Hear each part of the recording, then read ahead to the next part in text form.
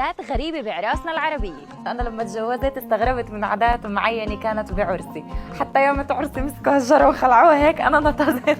بحملوا العروس قلي وفيها 12 زنبوعة، إسا كل العينين وين بتكون؟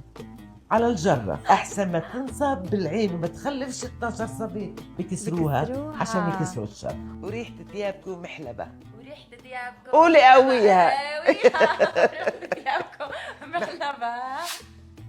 اللي بدرس بالضبط الأغاني النسائية في الأفراح بشوف إنه أغانيها هي تاريخ وجغرافيا. صعوبة الأبحاث الفولكلور بدك تدوري من التم للدان، بدك تسمعي، ما فيش إشي عندي أنا موثق. والعارس شاب ال14 ياخذ وحدة 14 14 15 16 عنده لحية؟ لا ليش يحلقوا إشارة إنه هذا العريس رجل وهو قادر على الزواج من ناحية جنسية. يعني سميت الزيانة أحد طقوس العرس الرئيسية.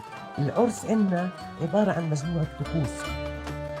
وقاويها وقلبي يقولكم مرحبا. ويها قلبي يقولكم مرحبا. لا لا لا لا لا لا لا ليش؟